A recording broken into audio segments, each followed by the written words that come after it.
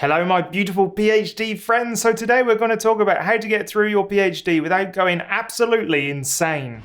If you're new to this channel, please remember to subscribe and hit that bell notification. I'm going to talk about everything PhD, careers, research, everything that I learned while doing my PhD and postdocs, and the secrets of academia. So remember to subscribe. That means a lot to me. Okay, let's talk about not going insane, which is really important.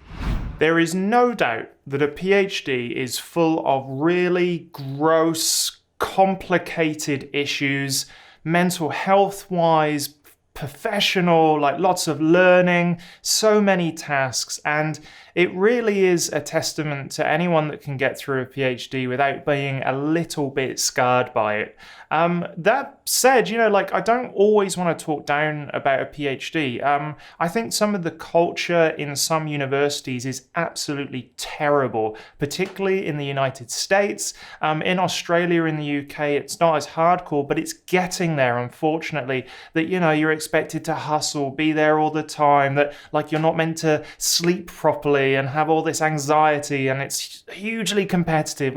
That is rubbish. Absolute rubbish. And I think what we need to do is come to a balance, and that starts by a culture. If you're joining a lab with a great culture, you have won nearly almost every battle there is to have during a PhD. A good culture looks like something that's supportive, a supervisor that realizes that they work for you, that they're there to help you get your PhD and the most out of your postgraduate endeavors.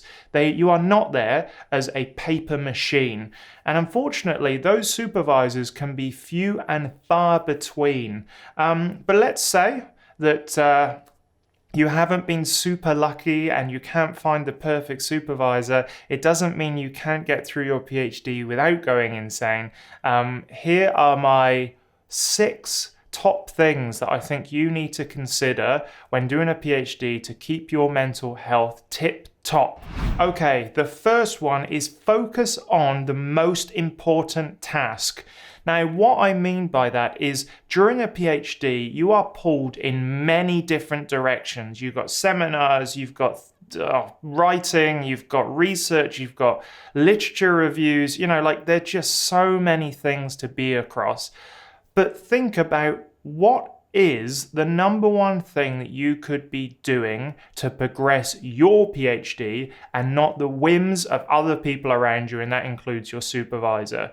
Be clear on your research question, and typically there is one thing that you could be doing that completely outweighs everything else. Now, what I mean by that is, for example, in the early days of your research, the number one thing that you could be doing is reading literature.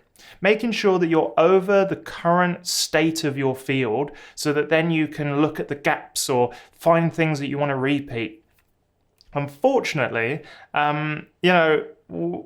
when you're doing your literature review, it's really easy to jump into the experiments. But until you've got a good grounding, just focus on that one task. Tackle one thing at a time. Once you feel like you've kind of got an idea and, you're starting to formulate your own things, your own connections, then the next single one task is to start planning experiments. And so hopefully you understand now what I mean is just focus on the one thing, write it down. At the moment, the most productive thing I could be doing is writing, is literature review, is experiments. I should be in the lab more often than not. There is normally just one thing that you can be doing. And just focus on that task. I just finished the book, Deep Work, and I thought it was actually very good. I didn't realize that it was an academic who was writing it. But Deep Work is essentially spending about an hour and a half, 2 hours, 3 hours, however long it is, a good amount of time focused on the most productive thing you could be doing, the most important thing. So, we just talked about that single thing. Set aside time for it. There are tons of things in life afterwards, during a PhD. If you decide to do ECR program or you go into academia and as a postdoc, the noise doesn't stop. You just have to realize that there is always a multitude of things you could be doing, but this is a time actually to be a little bit selfish. Set aside time every single day, hours, an hour block break, hour block. I think there's the Pomodoro clock, I think it's called, but it's like a timer for productivity. You work for 25 minutes, 5 minutes break, 25 minutes, like something like that. What I do is I work for an hour and a half, headphones on, do nothing else, but that one task that will further your career. And it really is about balancing the whims of supervisors, the whims of other people that are coming to you, the distractions of YouTube, the distractions of Facebook, and just focusing on that one task. So I highly recommend that you set aside time for deep work. And if you haven't already, please read the book Deep Work. It's pretty good. It's a little bit too much in some places, but find the balance that's right for you. This is a big one. Politics.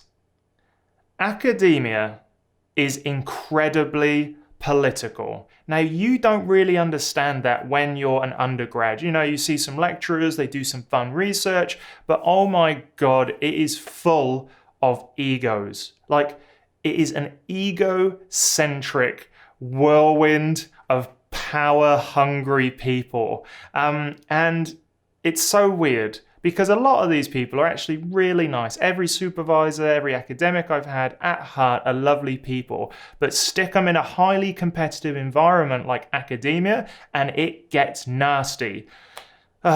It's an unfortunate reality of academia. Now, what you've got to do is ignore the politics as best you can. It's not your job to fall out with the person that your supervisor is currently falling out with. It's not your job to be mean towards someone just because your supervisor or another academic doesn't like them. Just stay out of the politics as much as you can. Try to diffuse anything that comes at you. It's part of the academic game. The reason that academia is so vicious is because the stakes are so low. No one's dying, unless you're in the medical field and really sort of dealing with patients. But a lot of the time, no one's dying. No one's super important.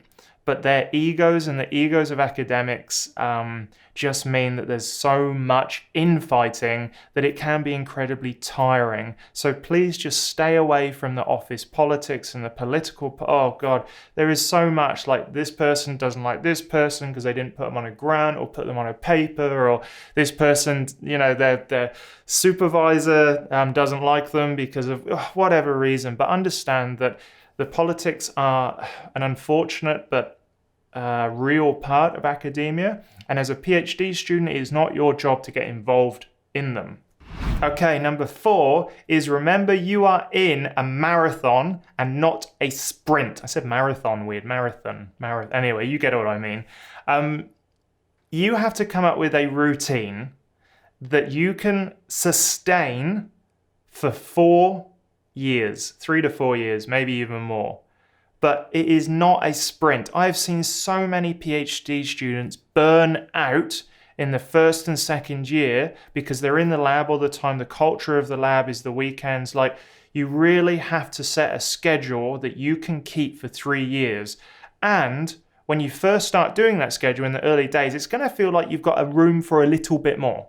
And that's the idea, is yes, you should have you shouldn't leave the day or the week feeling exhausted and hating going in the next day. You should leave the week going, okay, I need a little bit of a break, but I'm not absolutely depleted. I've got some reserves to enjoy my life. And then you build up those reserves, doing other activities. But yeah, this is a marathon. This is a long time. It doesn't seem like much, but it's different to undergraduate in the fact that you are responsible for your routine. You are going to be influenced by people in your lab, by the competitiveness. If you're not there on the weekends, are you really a PhD student? Blah, blah, blah. Yes, you are. You have to look after yourself. And that is really one of the biggest tips for not going insane, is running your own race as a PhD student. You can always compare to that person that comes in the lab on the weekends. But if you're out in nature or you're doing a non-academic thing, that's so much better for you when you get back to the lab. Academia and a PhD is full of rejection. You have to learn how to cope with rejection. there are a couple of little things, you can do. So for example, if your paper gets rejected, remember that academia is so political, so weird, so full of egos that it's probably not the paper necessarily. It could be that the science isn't so great, and they should address that in the comments. But this is like a little to and fro. Like when a paper gets rejected, which happens all the time. A supervisor of mine once said that if a paper isn't getting rejected 80% of the time, you are not aiming at journals that are high enough. Now, I don't know if you agree with that. I don't know if I agree with it, but that's the sort of culture and sort of mindset he was in to get into the higher journals. It's like a lottery, the higher impact factor journals. And so, yes, dealing with rejection is a very real component of academia. There's a couple of things that I like to do. First of all, accept the feeling. Like, just understand you are going to feel it. You cannot become like a statue of non-feeling. So you do have to accept that when you get a rejection or a failure, that you just have to let the feelings happen, observe them. And one really powerful tool is to identify what you're feeling and almost say it aloud if you can, which is, I am feeling blah, or I am having the thought that blah. I'm having the thought that I am not clever enough for this, and actually naming what you're feeling is a really powerful way of diffusing that issue. And try it. So next time you're rejected, try it, and I promise you it will lose its power quicker than if you just accept it and kind of bury it and push it down. The second thing that I do that is really useful, and it takes a little bit of time, but what you do is you have a rejection, you have something that upsets you, write out the whole scene. Like I submitted a paper and it was rejected. I'm feeling that the science wasn't good enough. I don't think it will ever be good enough. I don't really understand. I'm not a good academic. Like blah, blah, blah. Just like spill out like a couple of paragraphs about that thing. Then go back through and cross out everything that isn't a fact. So cross out every time that you have judged yourself. Cross out every time that you've made up something, like the reviewer doesn't like you or thinks you're stupid. That is not a fact. That is you injecting your own reality into the situation. And once you've done that, you go through and you look at the facts, and the facts normally are pretty boring. Like, I submitted a paper, it got reviewed, it came back, and it was rejected. And that's it. Like, normally, that's just the reality. And so doing that just sort of like reframes everything, makes it awesome. So yes, those are the two techniques for getting over rejection, but it is a very real part of academia, and to have some coping skills is a way that you are going to get through this without going insane. Okay, number 6, and the final one is balance. We talked about a routine. Now we're talking about the other side of that routine, which is finding balance.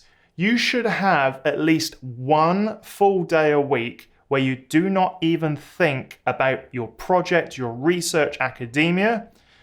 I know it's easier said than done sometimes, but how about a Sunday? You always go for a walk. Nature is an incredibly great sort of place and tool to use to build up your resilience again and fill up the reserves that you've burnt out throughout the rest of the week. Take up knitting. Take up painting. Do something, a hobby that you enjoy that is non-academic. Go out for a run, go for a swim. If you like exercise and sport, join a sporting team. You need to have a life outside of academia. And it's something that I think international students don't necessarily put too much emphasis on, just because they don't have the networks to build that social life outside. So join a common interest group, get on meetup.com, which is where I found a load of really good friends. Join common interest groups. I joined a skeptics society, and I met some incredible people that weren't academics, and it just made me feel like a real person again. So find that balance for you. And yes, at least one full day where you don't look at emails, where you don't look at your phone about work. Like, it really is so very important. Remember, like I said, this is a marathon and not a sprint, and that day is going to just rebuild your energy levels and your enthusiasm to continue your PhD. Okay, so those are all of the tips that I think are super important for getting through your PhD without going insane. Let me know in the comments what you would add to that list, and also let me know what other videos you'd like for me to make, because I'm actually really enjoying sharing all of my knowledge about PhD students and my journey as a PhD candidate and postdoc and stuff. And academia is a crazy, crazy place, and I like to give you the no bullshit insight into what it's really like. All right, remember to subscribe, and I shall see you in the next video.